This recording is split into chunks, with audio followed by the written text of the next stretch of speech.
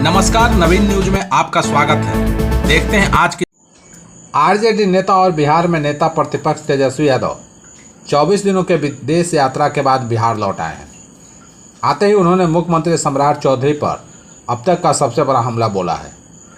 तेजस्वी यादव ने आरोप लगाया कि पटना समेत कई जिलों में छात्रों पर जिस तरह लाठीचार्ज किया गया, बड़ी संख्या में छात्र छात्राओं को गिरफ्तार कर जेल भेजा गया, वह किसी भी हालात में बर्दाश्त नहीं किया जाएगा। तेजस्वी यादव ने मुख्यमंत्री पर गंभीर आरोप लगाते हुए कहा कि यह सरकार अपराधियों और भ्रष्टाचारियों की सरकार बन चुकी है। इतना ही नहीं, तेजस्वी यादव ने बड़ा ऐलान करते हुए सरकार को अल्टीमेटम दे दिया है। उन्होंने कहा कि अगर कल तक छात्रों पर दर्ज सभी मामले वापस नहीं लिए गए और गिरफ्तार छात्रों को रिहा नहीं किया गया तो पूरे बिहार में बड़ा आंदोलन किया जाएगा।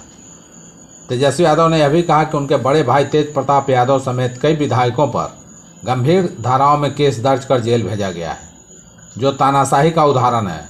उन्होंने साफ शब्दों में कहा कि यह तानाशाही अब नहीं चलेगी और बिहार की स्थिति तभी सुधरेगी जब इस सरकार को हटाया जाएगा। फिलहाल अब सबकी नज़र सरकार के अगले कदम पर टिकी है। क्या सरकार अल्टीमेटम मानेगी या बिहार में एक बड़े आंदोलन की शुरुआत होगी?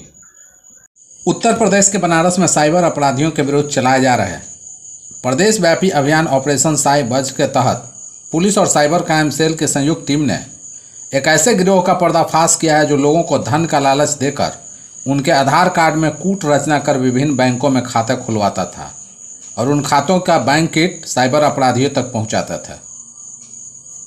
पुलिस ने इस मामले में एक महिला सरगना और बैंक किट की डिलीवरी में सहयोग करने वाले एक पोस्टमैन सहित कुल 6 आरोपियों को गिरफ्तार किया है।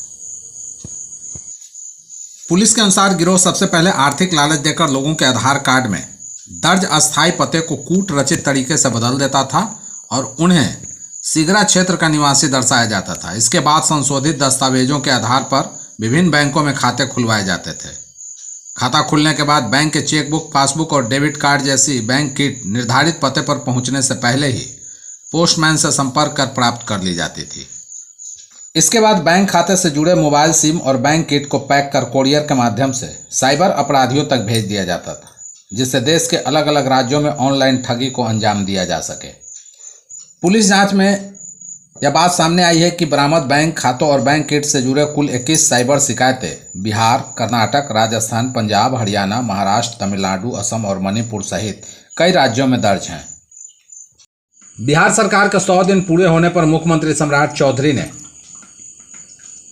बिहार में सरकार का विजन और अगले कुछ वर्षों का रोड मैप सामने रखा। उन्होंने कहा कि सरकार का लक्ष्य 2036 तक बिहार को समृद्ध राज्य बनाना है। मुख्यमंत्री ने विकास, शिक्षा, रोजगार, निवेश, सड़क, बिजली और सुशासन को लेकर कई बड़े दावे किए। उन्होंने यह भी बताया कि आने वाले समय में बिहार को तेज रफ्तार से आगे बढ़ाने के लिए सरकार कई योजनाओं पर काम कर रही है। मुख्यमंत्री ने कहा कि नीतीश कुमार का सपना 2036 तक बिहार को समृद्ध राज्य बनाना है। प्रधानमंत्री नरेंद्र मोदी का लक्ष्य 2047 तक विकसित भारत बनाना है। बिहार सरकार इन्हीं दोनों लक्ष्यों को पूरा करने की दिशा में काम कर रही है। सम्राट चौधरी ने कहा कि पहले बिहार विकास में पीछे रह गया था, अब गांव-गांव तक सड़क, बिजली और दूसरी सुविधाएं पहुंच रही है। मुख्यमंत्री ने बताया कि लोगों के शिकायतों के लिए सहयोग कार्यक्रम शुरू की गई है। आवेदन मिलने के 10 दिन के भीतर कार्रवाई जरूरी है। देरी होने पर अधिकारियों को सीएमओ से अपने आप नोटिस भेजा जाता है। मुख्यमंत्री ने कहा कि 30 दिन तक शिकायत का समाधान नहीं होने पर अधिकारी स्वतः निलंबित माने जाएंगे। इसके लिए अलग से आदेश की जरूरत नहीं होगी। सरकार जवाबदेह प्रशासन पर जोर दे रही है। मुख्यमंत्री ने कहा कि राज्य में एक साथ 211 नए डिग्री कॉलेज खोले गए हैं। सरकार चाहती है कि छात्रों को पढ़ाई के लिए दूसरे राज्यों में न जाना पड़े। निजी विश्वविद्यालयों को भी बढ़ावा दिया जा रहा है।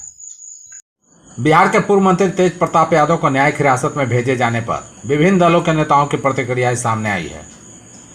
जदयू नेता राजीव रंजन प्रसाद ने कहा कि कानून की धाराओं का उल्लंघन करते हुए जिस भी व्यक्ति के खिलाफ मामला सामने आए तो पुलिस को कार्रवाई करने का अधिकार है। वहीं भाजपा नेता मृत्युंजय तिवारी ने तेज प्रताप की गिरफ्तारी को लेकर कहा कि किसी को भी कानून तोड़ने या कानून अपने हाथ में लेने का हक नहीं है, चाहे वो कोई भी हो। अगर किसी ने लीगल सिस्टम की नज़र में कानून तोड़ा है तो उसके खिलाफ लीगल एक्शन लिया जाएगा। इससे कोई फर्क नहीं पड़ता कि वो कौन है। प्रोटेस्ट करने का सही तरीका होता है, वहीं अराजकता की स्थिति बनाना, सड़कों पर आम जनता को परेशान करना, सरकारी प्रॉपर्टी को नुकसान पहुंचाना, सम्मानित लेजिस्लेटर पर हमला करना और आम लोगों को नुकसान पहुंचाना, इसे कैसे सही ठहराया जा सकता है। बांकीपुर उपचुनाव को लेकर पटना में सियासी तापमान अपने चरम पर है। इस विधानसभा सीट पर विभिन्न पार्टियों ने चुनाव प्रचार तेज कर दी है। भारतीय जनता पार्टी इस सीट पर एक बार फिर कमल खिलाने के लिए बेकरार है। भाजपा के राष्ट्रीय अध्यक्ष नितिन नवीन ने खुद पटना में मोर्चा संभाल लिया। नितिन नवीन ने वार्ड संख्या 36 से पद यात्रा की शुरुआत की। इस दौरान उन्होंने कई घरों में जाकर लोगों से बीजेपी को वोट देने की अपील भी की।